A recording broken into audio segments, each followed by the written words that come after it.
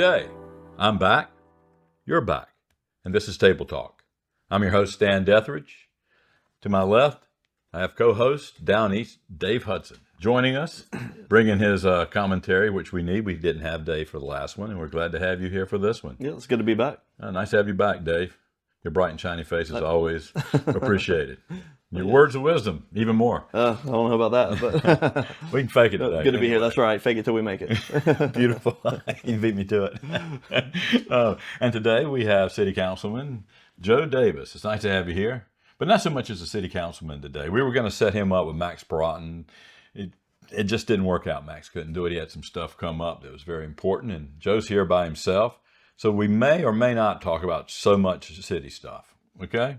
Maybe a little bit if you feel compelled, you feel like you have to talk about it, and if it works its way in as an example of what we may be talking about, which we have no idea of what we're going to say quite yet. We just kind of flow through these things as a conversation, and eventually we come up with something that's decent. A lot of you guys watch, and we appreciate that. So I guess we're talking about integral things in the community of life here in the United States, North Carolina, right here in Beaufort County, and City of Washington for you. So, glad to have you here. Joe, what's it like being on the City Council? Well, first of all, thank you, Dave and Stan, for having me. I mean, what y'all do for this community is, I'm sure you don't get enough thank yous. So no, we'll just talk about that today. Yeah, we'll just talk about how wonderful we are. It's a thank. We can fill that up for a couple hours. It's a thankless job, and City Council has been a very interesting and difficult experience. But I'm hopeful that I'm kind of, when you're when you have like a business mind, you always kind of have a more of a rosy outlook than your average person, that you think things are going to turn out great in the end. So I'm hopeful that I look back to Genesis 50:20, what you meant for evil, God meant it for good, to bring it about this day to save many people's lives. So there's a lot of people that mean evil for us and what we're trying to accomplish, and I'm just hoping that that God will mean it for good, and good things will happen for the people of Washington, whether that'll pay off maybe 30, 40, 50, 60 years from now when maybe I'm here or maybe I'm long gone, but hopefully I'm able to make an impact through the power of God. That's because personally I can't do anything 50, myself. 60 years from now, we'll be hanging out together. Yeah. Dave will be there too. Yeah. He'll probably be on a walker, but that's right. We'll be together. Come rolling. We'll talk about that today. A lot of evil out there in the world. We'll talk about what it's like to do something new. And as a businessman, I'm somewhat of a businessman myself, have been and want to be in the future. There's no retirement for old Stan. But the whole thing is you act and react. You plan for certain things to happen and they don't. And then you react. And sometimes you can make something happen anyway. And sometimes you don't want to make that thing happen. You're glad to see it fail, So, and the wisdom is knowing the difference, knowing when to let it go and when to hang on. You people out there elect the people that represent you. This man got a lot of votes. Nick Fritz got the most votes ever for a city council seat. Maybe a second. And the left hated Nick. And I'm going to tell you something. Nick is not a devout conservative. He's not. No. But he's a good man, and he sees things for what they are. And he did see things for what he saw as to be true and not true, and what was worthy and not worthy. And he was there to judge and make decisions, which is what all politicians do. They are judges. They have to be a judge. Your council is a court. My commission is a court. We are judges. We vote up or down, black or white. In the court of law, it's life or death sometimes. And it's life or death for certain programs, right? And these programs are very important to the left, because the left needs those programs to hand out favors to stay in office, because they are part of the self-governed experiment, but they govern for their few people, their few groups, and they govern for themselves more than anything else. It's a different philosophy. When I make a decision on what's best for everyone. And I make a decision for what's best for what I told you I would do, right? You said you were going to be a certain way, you're trying to be that way, and you're hitting a lot of flack. Now, the voices you are hitting are just a small microcosm of voices, but they're loud, they're often, and they say terrible things, so They can be louder. But they're not very smart. I'm telling you, they're not that smart. They would never, if I had them right here with me talking, they wouldn't do very well. because I would ask a lot of questions. They'd have to answer. Then they'd ask me a question, and I would answer it very quickly. I love questions. If you're a politician, you got to get good with questions because it makes you focus. All you have to do is offer a clear and honest answer. And then it's on to the next question, which deserves a clear and honest answer. And you never lose. It's like my father once told me, if you tell the truth, you only got to tell it once. Right. So that's your life as a good politician. Some politicians aren't that way. So you're already a leg up on those other guys. All right. It might not work out immediately. It hasn't for me because I serve with a lot of rhinos. We talk about the rhinos constantly up here. I like to call them pretend Republicans. Pretend Republicans. Well, we have a pretend local GOP. I guess we could talk about that a little bit. To me, that's a little bit evil. Yeah, I mean, we had 5 seats that we had 5 conservative voices that would have been on the City of Washington City Council if it wasn't for the work of Carolyn Garris. And I know I'm not probably getting in trouble for saying this name, Ashley Woolard, Greg Doherty, and Keith Kidwell. I've heard those names before. There's one more. And I hate to say it, I think some of that work got Keith Kidwell beat. That's why he lost. Yeah, I mean, and it was directly and indirectly. I mean, when you don't pull together and you pull apart and you set yourself apart from the others, which is what the GOP does. They pick a group and they unpick a group. I've been long part of the unpicked group, and yet I still win. I may even win this time, and I think they're really coming after me this time. But they want the local GOP, say for rhinos and progressives and everybody, it's the big tent. And then we become nothing. And Nick Fritz would still be here. Yeah, think about it. Think about it. if it If wasn't Christianity accepted those that are deviant and evil, and they remain deviant and evil, and do great harm upon others, and they don't ask for salvation or redemption or forgiveness, Christianity would no longer be here, would it? Yeah, I mean, you have to give up something to get something, to be a Christian. right. Yeah, the Bible says, "By your fruit you are known." Yes. So it's not that we necessarily have to go out and be fruit inspectors, but you can. You are the fruit. You can clearly see. You can clearly see the fruit of those who believe, and you can see the fruit of those who don't believe. We will ultimately be graded. We hope we don't get thrown out. Right. Yeah, and then you know one of the greatest scariest part of the Bible is Matthew 6 when he says, you know, Lord, Lord, I have done this in your name, that in your name, and then Jesus will say, "Depart from me, I never knew you." Right. So you must know the Lord, and the Lord must know you. I think Pistol Pete had a really good quote on it too. It's not that you know the Lord. It's that the demons, they know the Lord and they tremble, but it's that the Lord knows you. Yes. So that He's you're a child. So that was a cool quote at Pistol Pete. He will grade the fruit, and I hope he will not find it foul here to the right or to the left or in the center.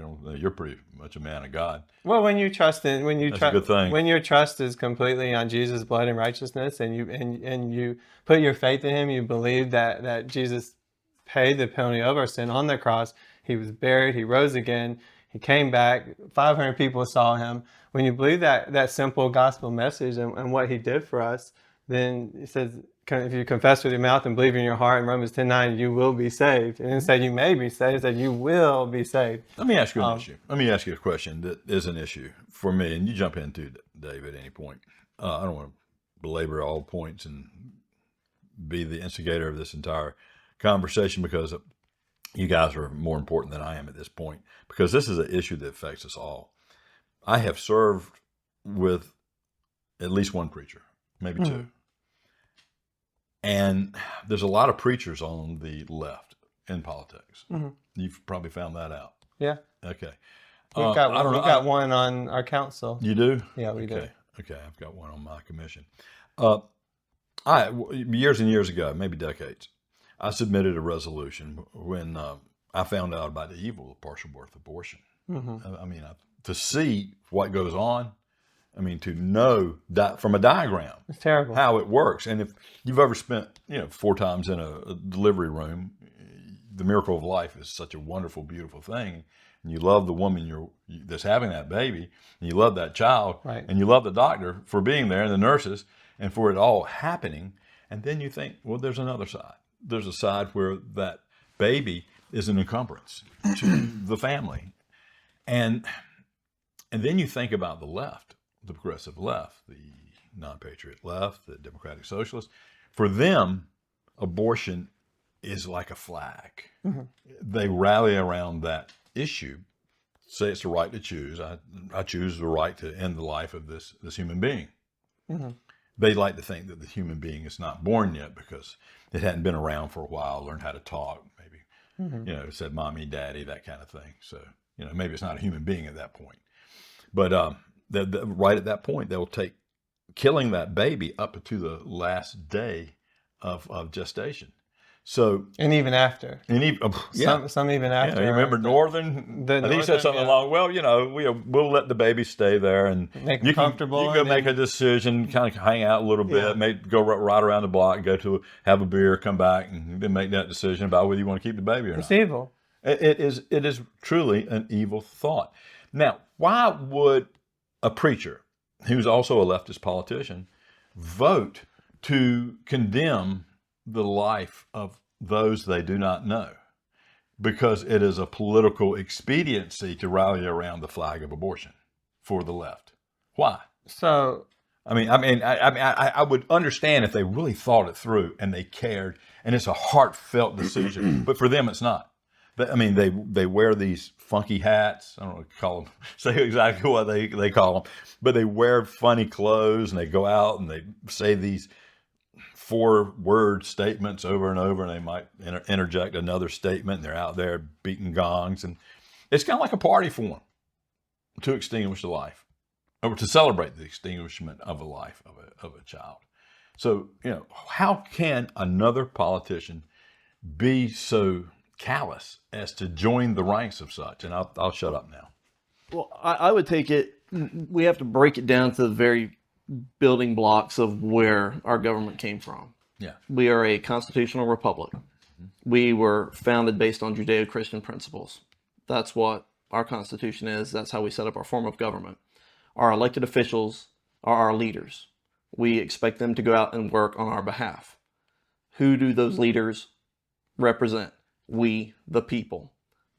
Now, you have a bureaucracy that's set up to conduct the business of the government, to provide those services that we, the people, need in order to live, whether it's law enforcement, first aid, building roads, whatever that may be.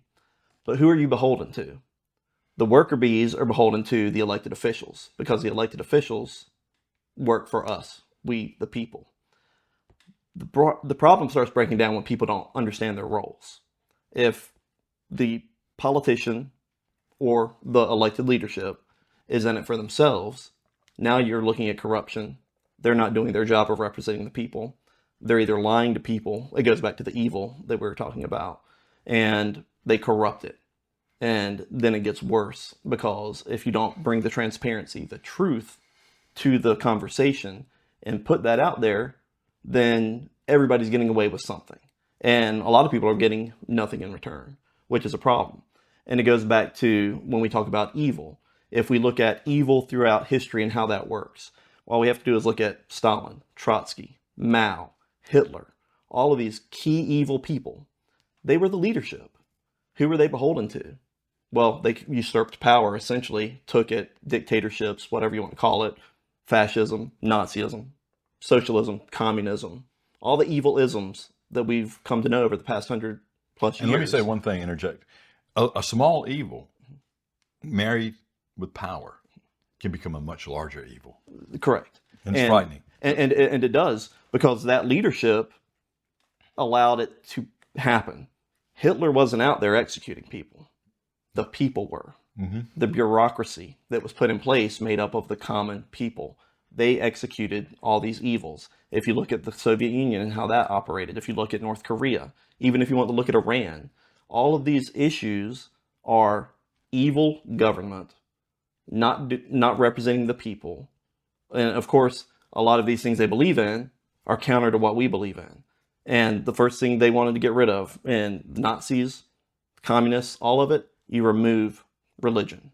Yes. You remove God from the equation. Remove Because the now, soul that's right. from Because that's the the government. good, that's the Yeah. truth.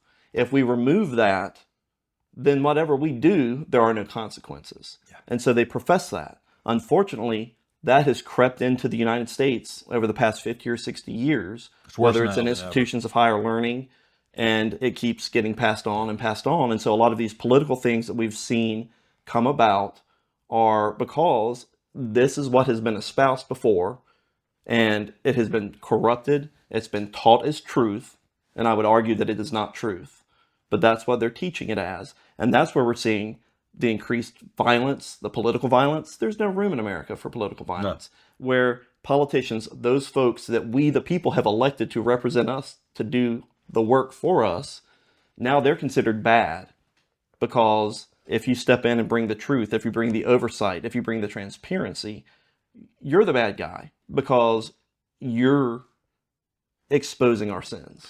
What they do is, I'm talking about the left, through their democratic socialist propagandistic media, Orwellian in scope, and it's still big. I mean, it's still large. But what they do is they take umbrage with what you suggested is the way it should be, and they are projecting themselves, what they believe and espouse, which isn't much. They don't believe much, but they espouse it proficiently and prolifically. And they want you to be them, or the worst them, which you're not. They lie. And that's the worst part about the media, this media that has really the worst it's ever been. They gave themselves a get out of jail free card, a hall pass, whatever you want to call it, when Trump got elected. You remember that? Oh, yeah. The first time, 2016. Well, he shouldn't have got elected. Hillary really won. He cheated because a couple $100,000 were spent on Facebook ads by Russia. You know, it came down to that kind of silly stuff. Russia. I mean, if Russia was so capable, they'd be controlling Ukraine. Yeah, they would be in charge of Ukraine. It's really remarkable exactly what these people will say and do to make something happen. And this culture of violence that is springing up now in the left, and I think more than 50% of all democratic socialists believe that it is acceptable to kill the politician you do not favor. Now, let's face it, a good politician, one of those ones that see the truth and will rush towards the truth, rush towards the light, they're going to be number one on the list. And I am well armed, by the way. Are you well armed? Yes. Yeah. And it's okay in the Bible to defend oneself. Yes. And I will defend myself beyond the law if I have to. Yeah. And we can look back. We'll sort it out later. And it goes back, are you in it for yourself? Are you in it for personal gain, Yes. for control, for power? Or you look at other leaders, and a politician can have it can be a dirty word or it can be a good word. Essentially, politicians are leaders. It should be a good word. Yeah. That's what it was meant to be. Martin Luther King, Yes. not a politician per se, but he's a leader. He was a leader. He was a man of his people. That's correct. He's working for the betterment of society. He could have been a politician. And they killed him for it. Yeah, Charlie Kirk, same way. Exactly. Charlie Kirk could have been president of the United States. He had the intelligence, he had the personality, he had the courage. I mean, he was a very, very unusual person. He had pretty much had it all, and they hated him for it. Can I go back? I want to reverse back to the abortion issue. Like I'm registered unaffiliated, and I had a good number of Democrats that voted for me. And we'll get them again. And unaffiliated. There are some conservative Democrats out there. Thank God. So there's a faction in the far left of the Democrat Party that it's really controlling much of the Democrat Party.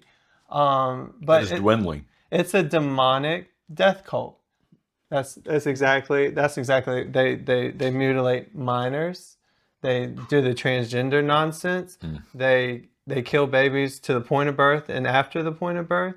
It's funny how they made transgenderism their new flag, and they still got that flag in front of them right now. They've rallied around that one again. I mean, and then the abortion stuff, it goes back to thousands and thousands of years. It was the worship of Moloch when the parents gave their babies to the god Moloch, and to put them through the fire. So it's nothing new. At least they didn't drink the blood. Right. So you're hearing all kinds of weird stuff, and I hope it's not true. I pray it's not true. I mean, Yeah. this would be sincerely evil times, and it needs to be stamped out if any of that is true. But we have to put a light on it and We do have to put a light on expose the everything. darkness and you know and then the other thing, go back to some of the pastors you said you serve with. I don't know how you can be a Christian and be a Democrat. I don't with the values that the Democrat I Party can't. espouse. So let me say this. Unless they're just completely deluded in their thought process, you know, You've never been a Democrat, have you? no. You've never been a Democrat. I'm the only person sitting at this table who's been a Democrat. I was actually a registered Democrat up until I was 36 years old. And I had long been voting for only Republicans because as I grew older and wiser and saw how things really were, I voted for the people I thought were best. And let's face it, Reagan was back in those days. So, you know, Reagan just pulled me right along as part of the light. And then I just said, if you got an R by your name, I voted for you. I've said Mitchell Norton was the only Democrat I ever voted for. He was our esteemed district attorney here. And he lived across the street from me. A nice guy. I like Mitchell. But I tended to do that. And back then, Democrats were liberal. And, you know, being liberal is not a bad thing. I don't have a problem with liberals. I have a problem with leftists. I have a problem with people that lie and will not discuss an issue unless it is one that they feel like they can win. And sometimes when they lose, even the issues they think they can win, they get really mean. And you see that violence come out in them. Even I've seen it on the commission. And I think you hit the nail on the head there, is the difference. You can have differences of opinion in how we want to govern, how we want to get from point A to point B. And I've mentioned this before. I think the majority of Americans, we all want the same things. We may kind of disagree on how we get there, but for the most part, we all have, you know, similar wants, similar needs, and we want to make that work. You know, certainly it's fine to have these liberal ideas. We want to take care of our neighbors. You know, now whether that's socialized medicine, whether it's, you know, a handout program, whatever that may be, there's different ideas of how you get there. Whether they work or not, we can look through history and see whether they work or not. We can look, you know, and test things and see. We're open to different ideas. Let me but the say- problem is when you take it to the far end, and we can take it to the far right as well. You know, we're not guiltless. I think there's some issues on the very but there right are. too. We have to look at that. Is when you take it to the extreme, Right. that's when it becomes the I problem. want to interject on that. I want to bring Joe in on this, since he's our Bible authority here. I can see. Well, I don't know about that, but I know very little. Jesus Christ. Jesus Christ kind of went in both directions, far between left and right, as you well know. You know, he wanted the people to be taken care of, but he wanted them to take care of themselves as well. He wanted a level playing field so they could operate and not be subjugated by the whim of others. Does that make sense? Yeah, so he went to the sinners and he went to the tax collectors, but he didn't leave them. He didn't go to them and say you're good as you are. He went there and he changed them. He gave them the new heart, a new spirit. We all need that. And they repented, they turned, they went the other direction from their sin, and he changed them. So that's what Jesus did. He didn't say, "Oh, come as you are and stay as you are." He said, "Yeah, you can come as you are, but you're gonna once you receive me, once you're in Christ, then you are going to be a new creature, a new creation." So the old ways have passed away and the new have come. Right. So, which is so very endemic of who we are as a people.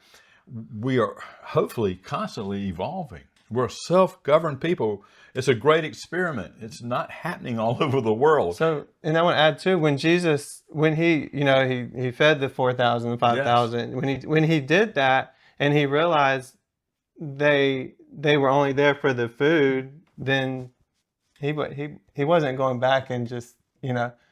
Not all of them was only there for the food. Yeah. A few. Yeah, I mean, I think at the cross there, or in the at the upper, I think there was maybe only 50 people, 50 actual followers. I don't know the exact number. Don't get me. When he died? Well, yeah, I think there was maybe. Well, they were afraid to be there. Yeah, there was barely no one at the cross. Barely no one at the cross. I think only John was there. There was maybe 50 followers. Mary Magdalene, Mary, and John. Yeah. Am I right? Yeah, there was very few. Very few. Very few of his followers. So. Yeah. And maybe Saul was there too, watching from afar. Yeah. Probably was. He might have been there. Part of it, maybe. Yeah. And fear is definitely a hard thing to overcome. And that's certainly, whether it's an excuse or not, a lot of people talk about what's courage. Courage is the ability to continue moving forward, not the absence of fear. It's that you put the fear aside and continue to move forward. And when we look at it from a constitutional perspective too, life, liberty, the pursuit of happiness. Yes. We're not guaranteed happiness. Guarantees. We just are guaranteed a fair shot. The way it, a level playing field. Possible. A level playing field is how it should work, and you have to be willing to do that. The Constitution, we don't need to rewrite the Constitution. People need to go back and just read it and understand it. And we can tinker with it, work on the edges, but it's so difficult to get an amendment. That's right. I mean, if you can get an amendment through through what it takes to get an amendment in our constitutional purpose as a constitutional republic, you've done something. Right. You deserve that. And that's why whether it's elected officials, whether it's military personnel, you don't swear allegiance to the president. You don't swear allegiance to a certain person. You swear to support and defend the Constitution against all enemies, foreign and domestic. And unfortunately, what I will say is there are a lot of enemies domestically of the Constitution. Yes. They are enemies of the state. Because they don't understand. There's no other way to say it. They are enemies of the state, just as much as anybody in Iran, North Korea, you remember Russia, or anywhere else. When we interviewed Don Brown? Right. Yes. Remember what he said? Oh, yeah.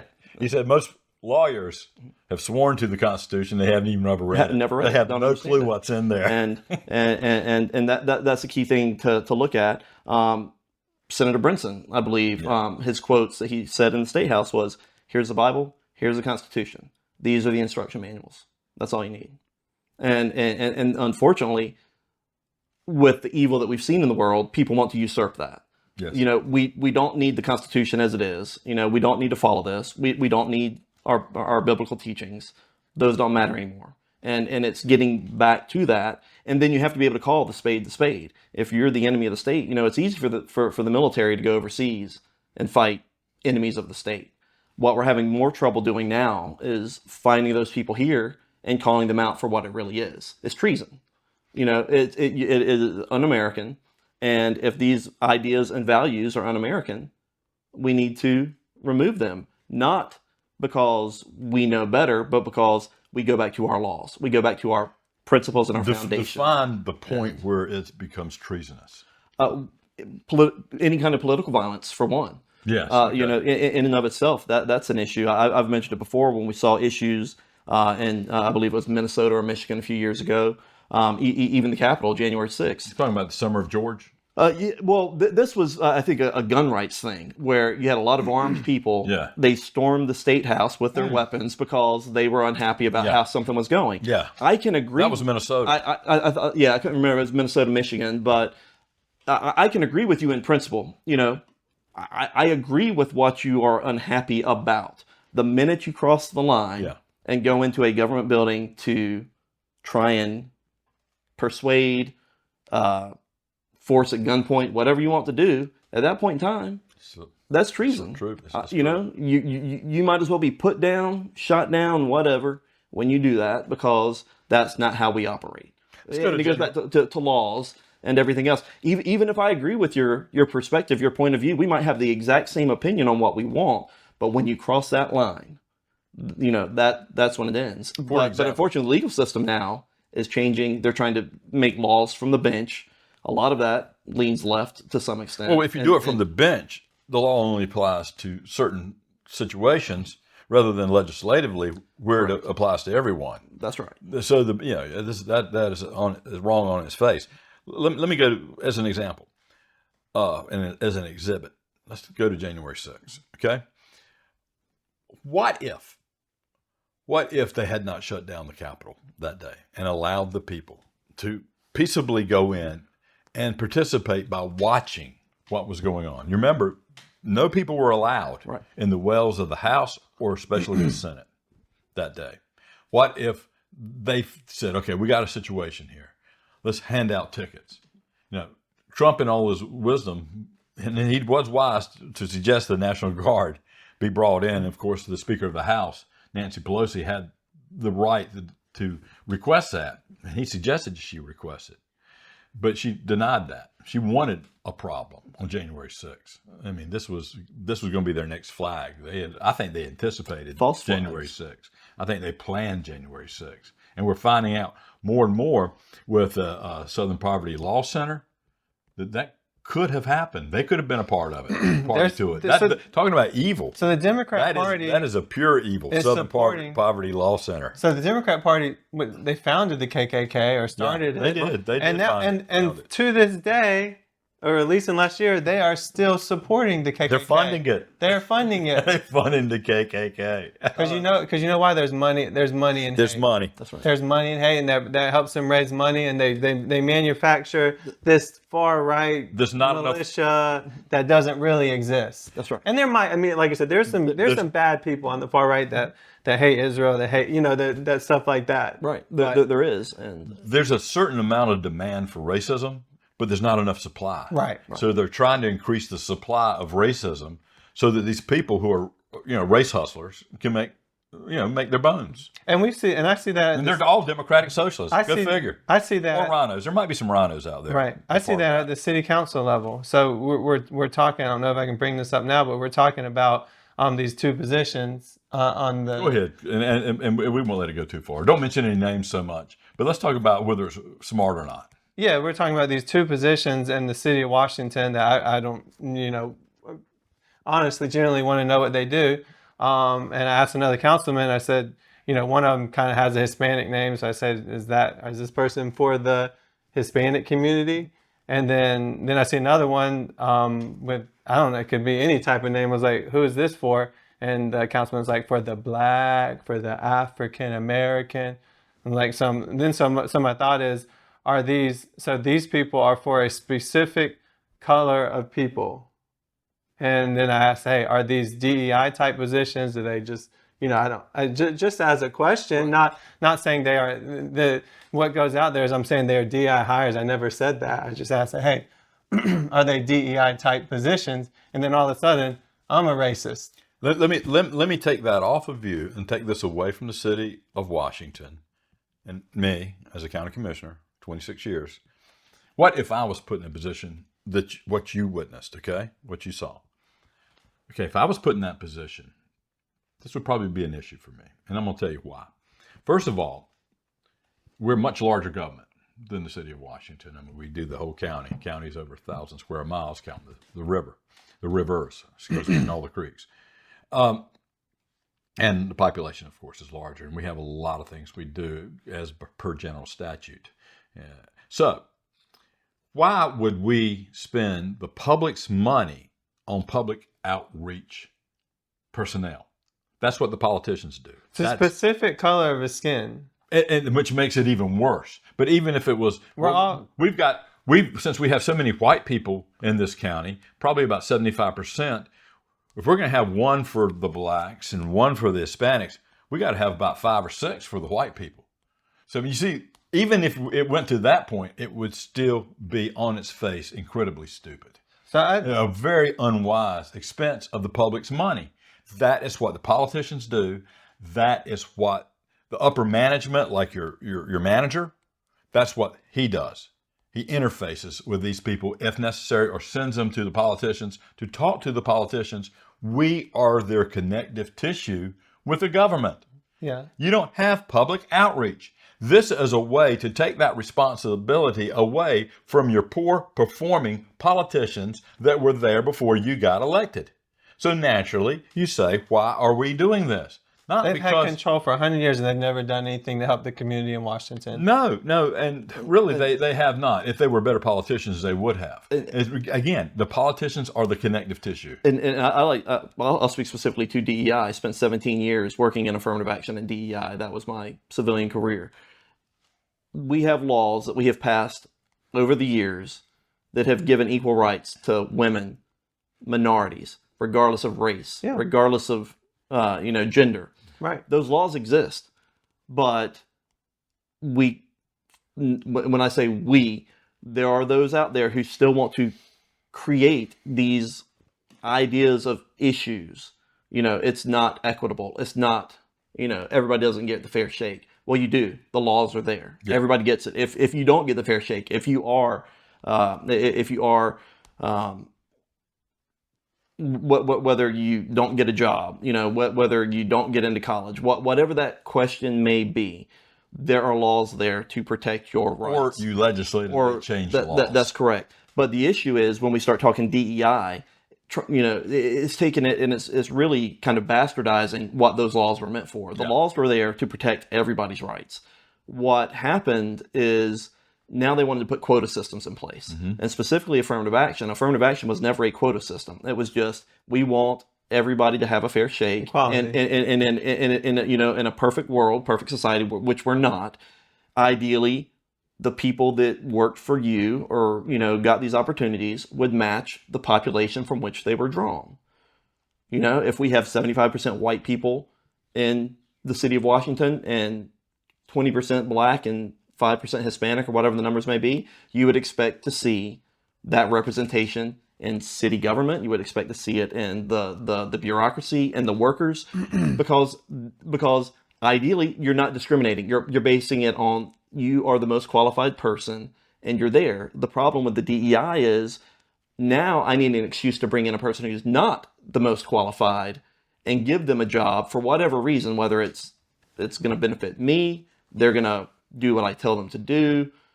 And then you get unqualified people making decisions that they're not fit to make. We've seen it in the military, we've seen it in government, we've seen it all over. And that's why it doesn't work.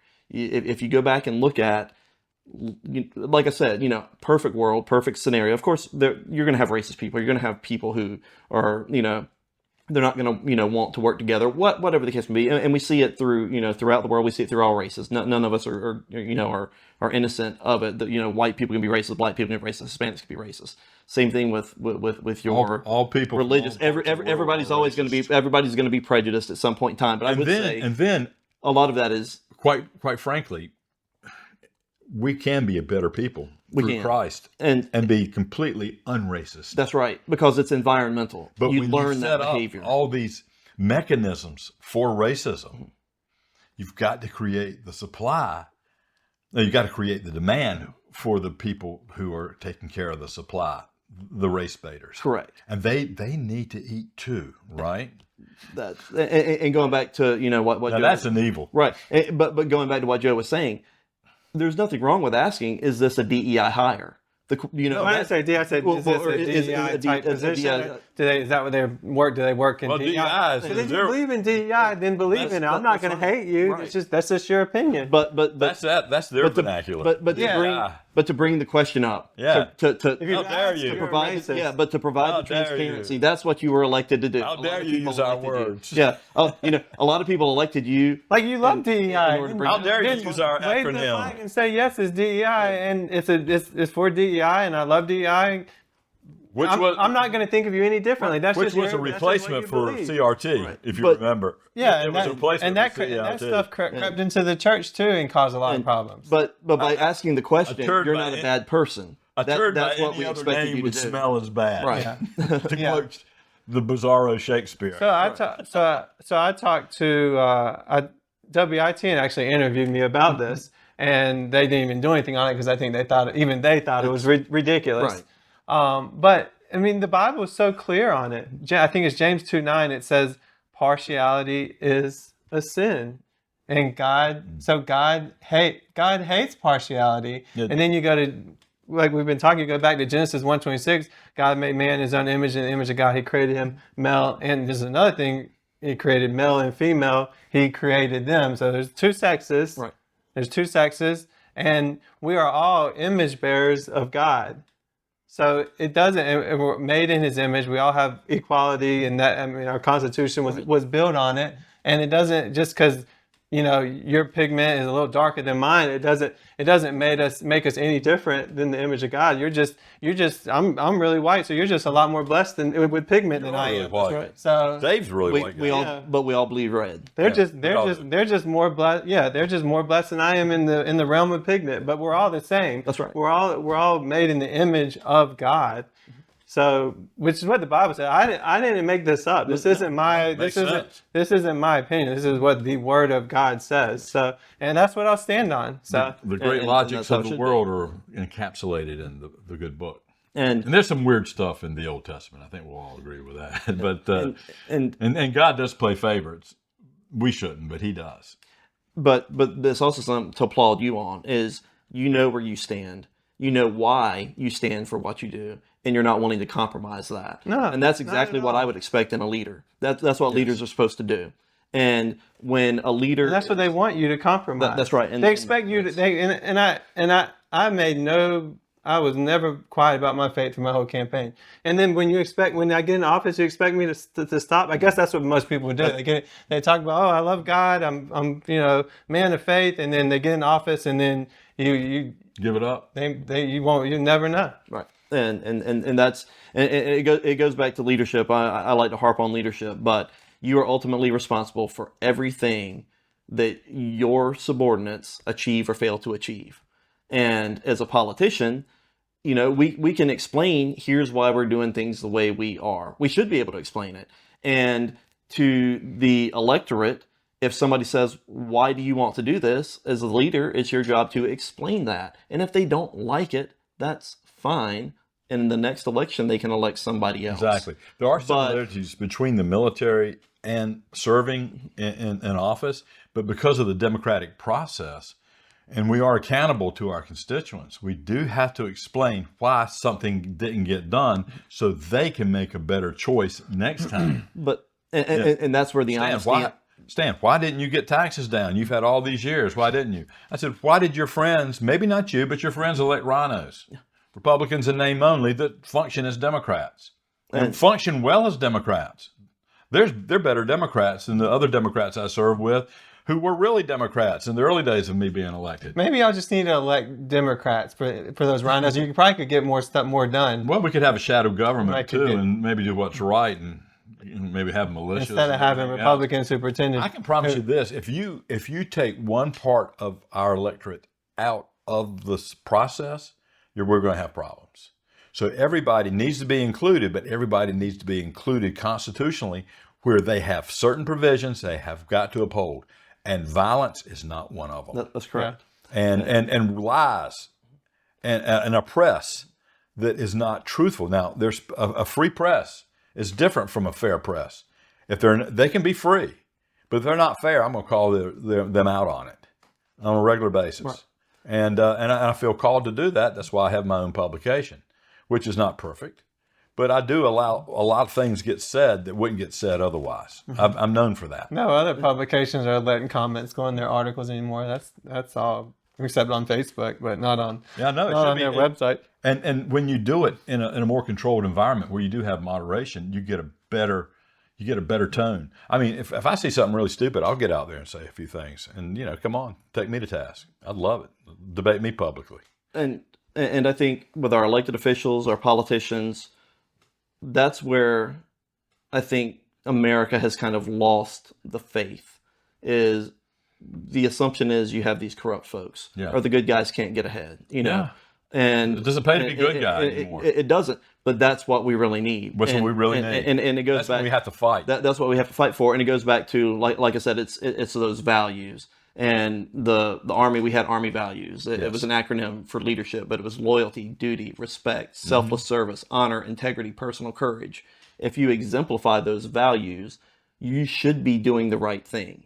And if you're doing the right thing, then those folks who are looking at you are going to say, I might not agree with everything he's doing, but at least I know where he stands, and he's doing the best he can to try and accomplish a goal in our best interest.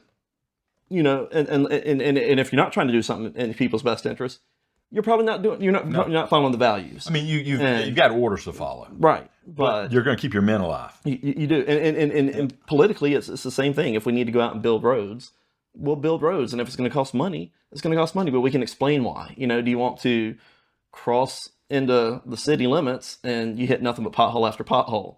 Or do you want to have, you know, nice roads, good stoplights, all the things that we want? Do we want to provide places for our children to go? And here in Washington, I was talking to my wife about it the other day. You know, my family goes back to the founding of Washington because we founded Washington. My 7th great grandfather was Colonel James Bonner. He founded the city of Washington. I've been here as long as the city's been here. It was first name as Bonnerton. Correct. And so, you know, I'm proud of where we're from. I'm proud of the city of Washington. But we're at kind of a low point in population. Yeah, that's what I want to interrupt you for 1 second. So I was talking with someone about this, but like there seems to be some curse over Washington, and I don't, and it made a lot of sense to me. I don't know if you can, you go way back. You know, my family's probably, I don't know, my family might, I go back probably to about as far back. Chesley Ross Davis. Maybe he was here in the early 1900s, but you know, he was one of the Bank of Washington first guys that did that. But yeah, I don't. Yeah, so I don't know. The only curse that I've heard of in Beaufort County was the curse on Bath. Right. but for Washington, maybe it was. Maybe it could be the county seat kind of moved down the road. Maybe it just covered the whole county. Covered the whole county. But Washington's a great place, and you know it's a great place to live. That's why when I had the opportunity to come back home, I came back home. But it's good governance. It's the things that we want that make everything better for everybody, whether it's, you know, providing places for the children to get out and do things, a skate park, you know, basketball courts, things like that we can provide, services, things like that. But there's other things that we run into. We've got an aging population, you know, and when we look at the tax base, where's that tax base coming from? You know, in a shrinking population, of course, you have to account for children, you have to account for everything else. But even looking at like storefronts, you go over to the shopping center, the Rite Aid's gone, the GNC's gone, the movie theater's closed. Well, there's various reasons for downtown you know, various reasons why businesses ebb and flow, come and go. But why are those storefronts still staying empty? And if it's because we're governing poorly or making poor decisions, I think that's where it leads is to it, and that's where the transparency comes in, and the honesty and the integrity comes in. Is let's call a spade a spade. If it's because the taxes are too high, or it's because we're spending too much, or whatever it may be, if we can at least be honest about it and talk about it and take the personal part of the politics out of it. You know, people can dislike you if they want to because they disagree with your values. They disagree with, you know, your belief or the fact that you're a Christian. That's fine. You know, we all are entitled to our opinion.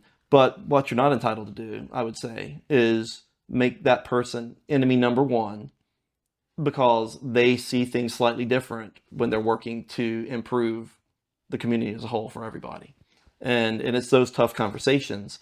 And I think that's what we've seen a lot, not just at the city level, but at the county level, is the personal side has overtaken the issues side. I always say to my children and to everybody else, when I vote the issues. I look at the issues and I vote for who I think is going to represent my values, what I'm, you know, would expect, what I would want.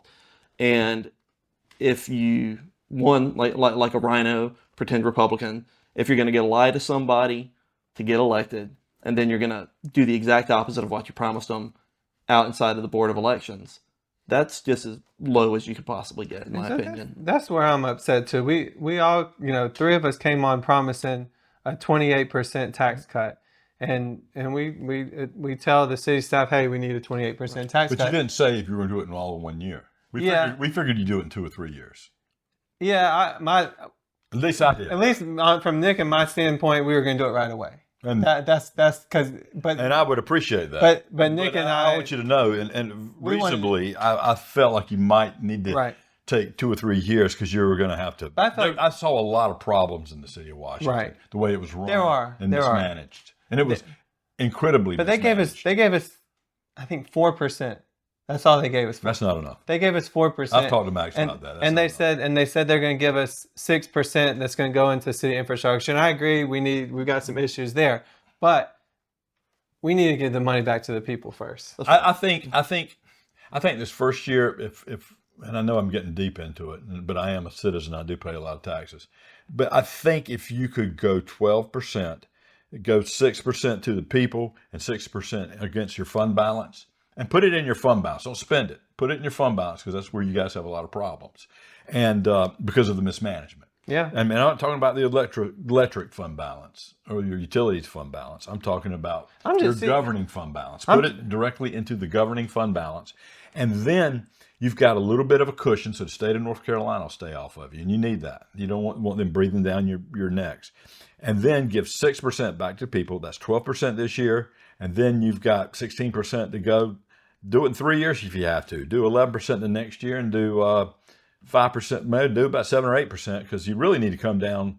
You need to keep coming down once you start getting that mode because your tax base is going to be increasing. I was just an equalization review meeting. As a county commissioner, I serve on that board.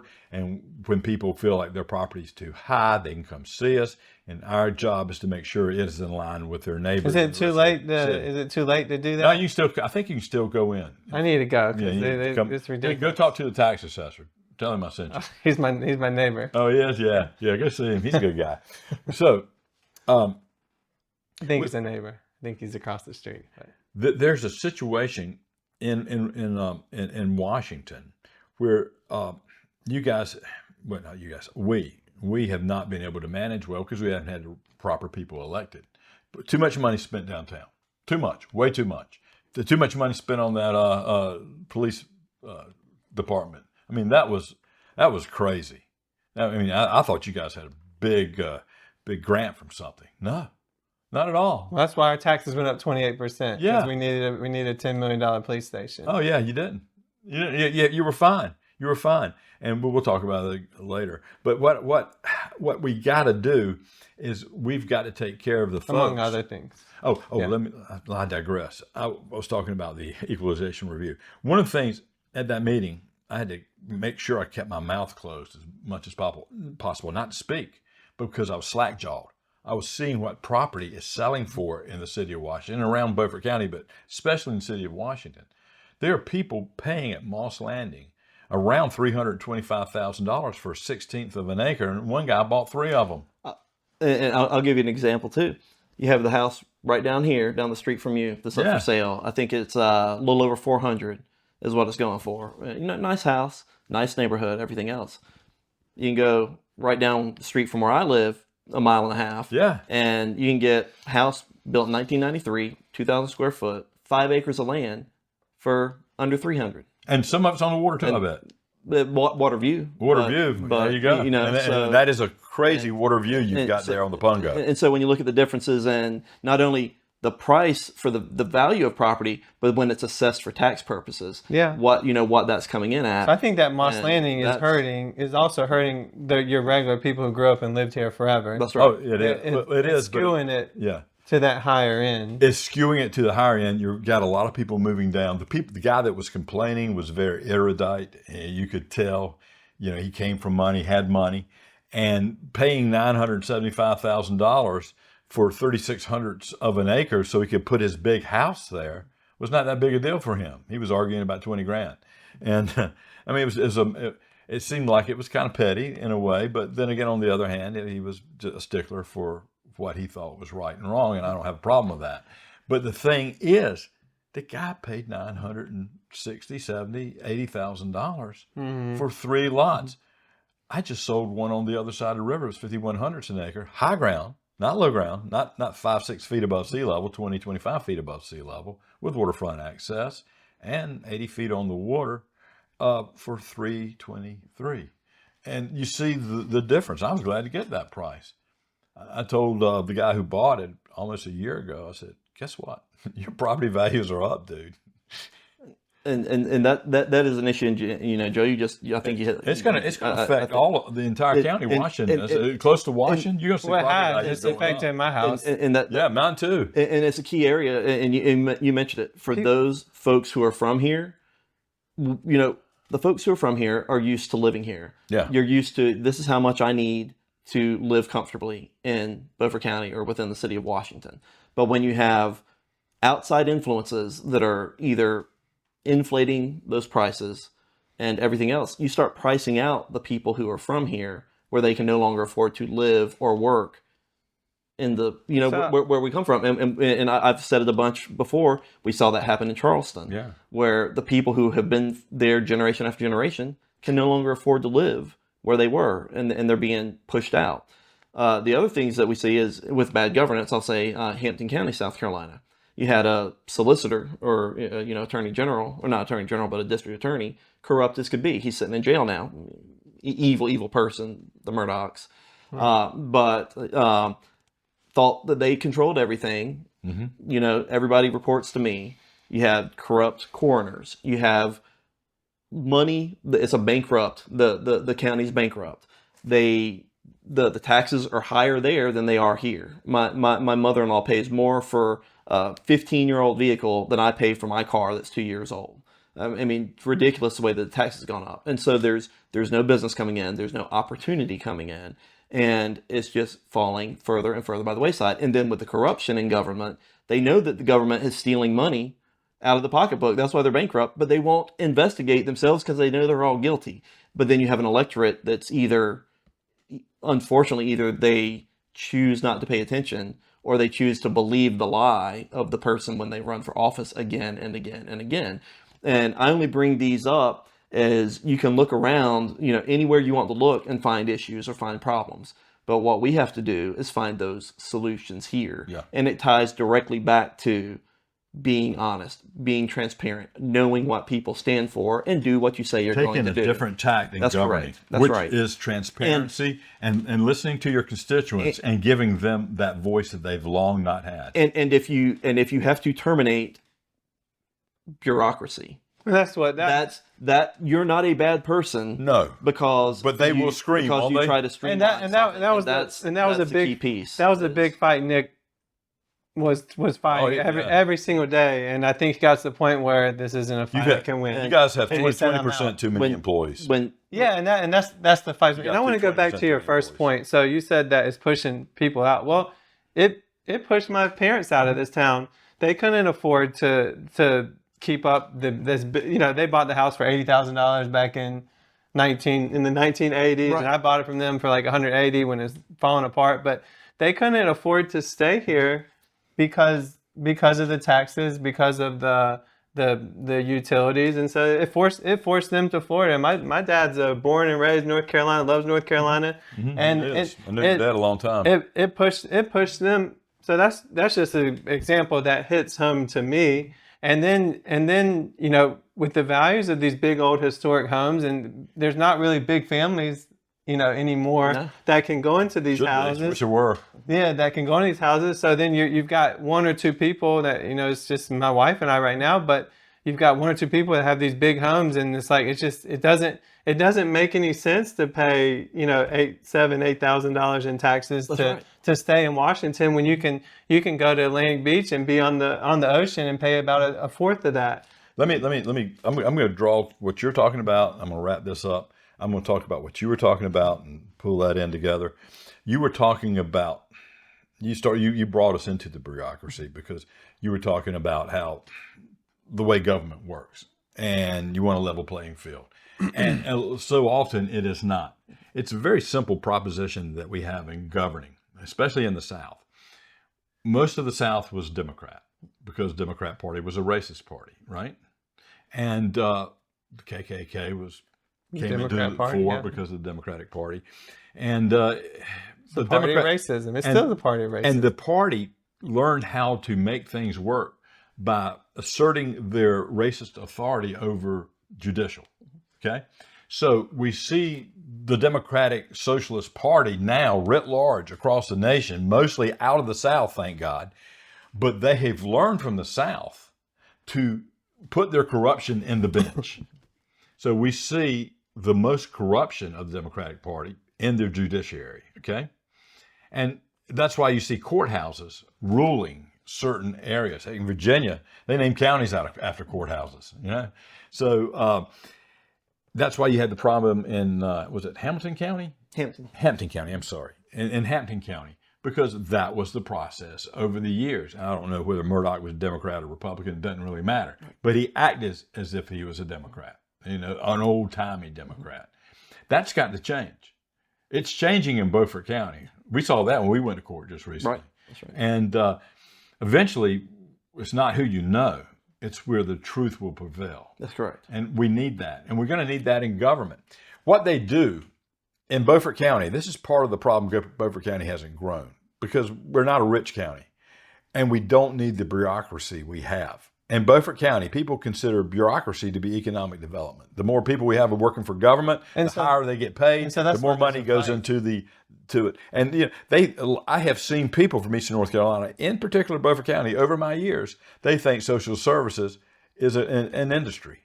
It is here. And it is here. It is an industry. It is the wrong type of industry. And that's why we've gotten so much pushback and so much fight, because we're trying to limit and we're trying to limit bureaucracy. And there's so much money being pulled off the city of Washington government and the tentacles, and it spreads out all the way into the county. And it, like you said, it is the economic development piece. So it's almost like when we're trying to limit bureaucracy and give money back to the people who their money was stolen from, the taxpayers, then everyone loses their mind. And it became too much. I mean, it's fixable solution, but when you go to fix it, there's so much pushback. You can't. Yeah, it's not. You can't fix it. You got to stand up to the pushback. You need a few elections. You need a strong majority.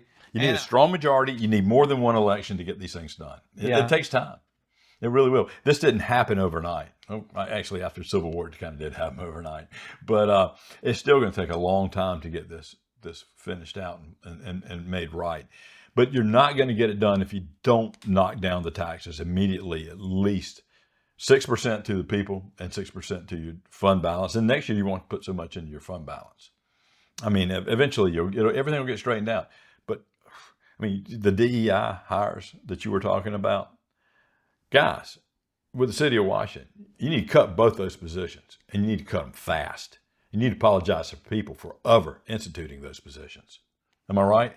So they put these two positions in the police department after. Why do you need them? You only got 8 square miles to police. Why do you need that? Well, Councilman said there was an incident, and there was a population based on the color. There's always going to be an incident when the law's involved. Based on the color of their skin wasn't being reflected, so they needed to put 2 people in there based on the color of skin to help other people based on the color of skin. So that's a leftist thought process. It's very racist. It's racist too. It's very racist, because if we all see like how God made us in the image of Him, we're all image bearers of God. Then we can't. There should be no. Remember how Southern partiality. Southern Poverty Law Center is a great indicator of this. They're the ones leading the charge in North Carolina that black people aren't smart enough to have IDs. Racist organization. You believe that? They support the KKK. Yeah. In Charlottesville, specifically Charlottesville, on that one day when the Democratic Socialist Party made a big deal out of it. And they beat on Trump all those years about Charlottesville when they created Charlottesville. I'm wondering how much their tentacles were in January 6th. I'm wondering. That's going to happen. We've never had a true investigation of January 6th. Never had a true investigation of the pandemic either. You got to wonder these things. Why wouldn't the Democratic Socialists, when they had Congress, have that investigation? Maybe it's the shot. My mom told me this today. Maybe it's the shot that's messing up all these people. They've got the shot. You talking shots of whiskey? The vaccine. Oh, the shot. Yeah. I think they drink too much. Maybe. Yeah. Maybe that's it. A little bit of both. Have you ever noticed how grizzled those old guys look in the Democratic Socialist Party? They throw some stuff back, don't they? And how about that guy with the cane? Yelling around. He's got to be drinking something. Guys, I think we've had a good day today. We've talked it on out. We've established a few things. We've hit some high points and low points, and we've talked all around what's going on in the city of Washington while talking about it just a little bit. And we're going to get you back with Max. Who knows? Maybe we can talk Nick into coming back up here as an outsider and telling us how he really feels. Yeah, Nick, he's kind of he's done with politics, but we'll see if we can get him. He can back still in. talk. We'll see if we can get He's him. still got a brain and he's still got a mouth. Yeah, and we'll see. I think he's going to come out with something. Maybe I think he said maybe this week or early next Good. week, and just kind of give a little more Well, insight. he sent me a post and then he pulled it back. Oh, recently? Yeah, just Is a he few not days going to do ago. it? Okay. Oh, I know, but he wasn't doing it then. He'll do it later. You can refine anything you do with me. I don't care. Yeah. Well, it's been a great day. Donnie, Dave, thanks for joining us. Yeah. Joe, Yeah. Thank you for having me. be stout of heart. Yeah. And go in there and be who you said you'd be. Continue to be that guy and do not worry about what they say about you. There's others of us out there appreciate what you're doing. Okay? Thank you. Thank you. Well, that's it for the day. Thanks for joining us. We'll be back with you again sometime. Until then, goodbye.